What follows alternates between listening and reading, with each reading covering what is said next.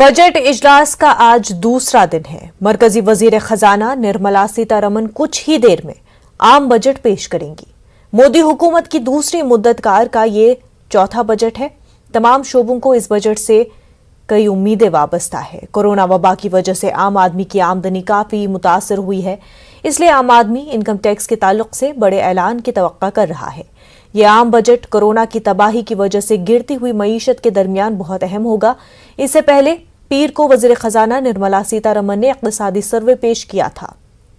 इक्तिसादी सर्वे में आइंदा माली साल में शरह नमो 8 से 8.5% रहने का इम्कान जाहिर किया गया है।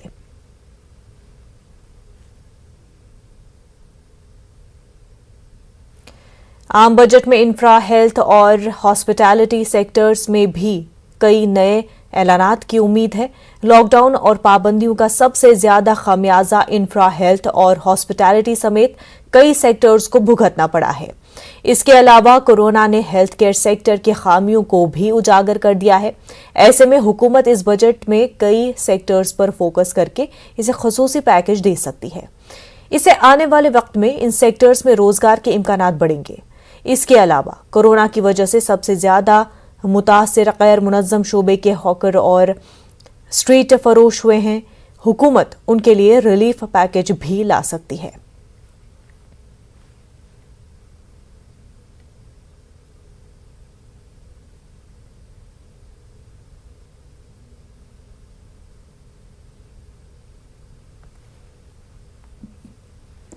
नाज़रीन, सीधा रुख करते हैं पार्लियामेंट का, जहां पर वजीर खजाना निर्मला सीतारमन बजट पेश करेंगी।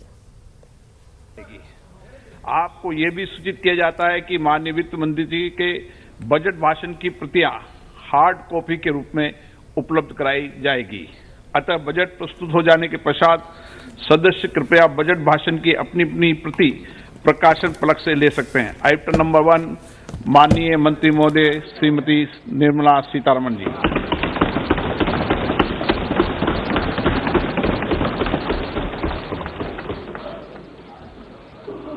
मंत्री जी आज डिजिटल बजट पढ़ रही हैं।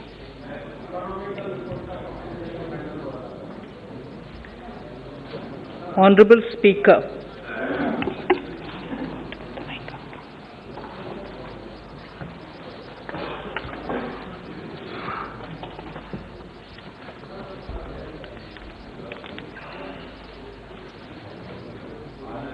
Honorable Speaker, sir, I present the budget for the year 2022-23. At the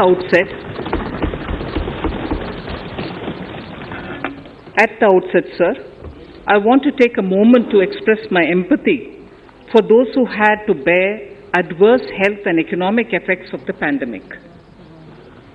The overall sharp rebound and recovery of the economy is reflective of our country's strong resilience. India's economic growth in the current year is estimated to be 9.2%, highest among all large economies. I recognize we are in the midst of an Omicron wave with high incidence but milder symptoms. Further, the speed and coverage of our vaccination campaign has helped greatly. With an accelerated improvement of health infrastructure in the past 2 years, we are in a strong position to withstand challenges. I am confident that with Sabka Prayaas, we will continue our journey with strong growth. Honorable Speaker, we are marking Azadi Ka Amrit Mahotsav and have entered into Amrit Kal, the 25-year-long lead up to India at 100. Honorable Prime Minister in his Independence Day address had set out the vision for India at 100. By achieving certain goals during Amrit Kal, our government aims to attain this vision.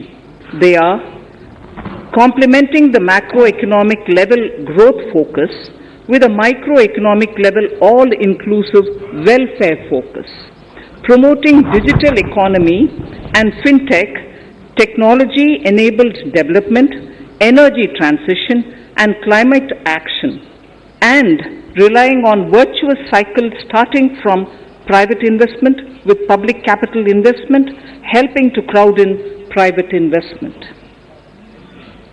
Since 2014, our government's focus has been on empowerment of citizens, especially the poor and the marginalized.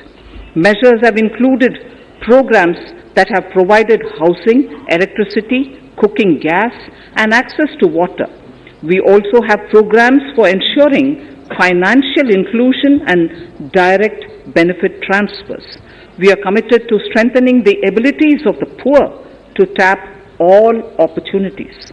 Our government constantly strives to provide the necessary ecosystem for the middle classes, a vast and wide section which is populated across various middle income brackets, to make use of the opportunities they so desire.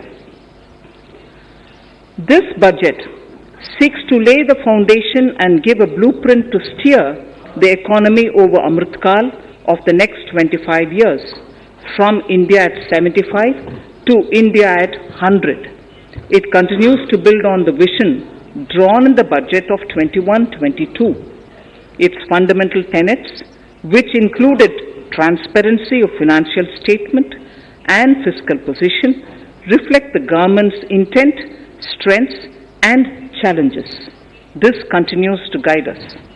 The initiatives of the last year's budget have seen significant progress and have been provided with adequate allocations in this budget as well. The strengthening of health infrastructure, speedy implementation of the vaccination program, and the nationwide resilient response to the current wave of the pandemic are evident for all. The productivity-linked incentive in 14 sectors for achieving the vision of Atmanirbhar Bharat has received excellent response, with potential to create 60 lakh new jobs and an additional production of 30 lakh crore during next 5 years. Towards implementation of the new public sector enterprise policy, the strategic transfer of ownership of Air India has been completed.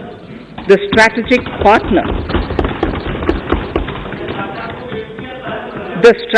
partner for Neelanchal Ispat Nigam Limited has been selected.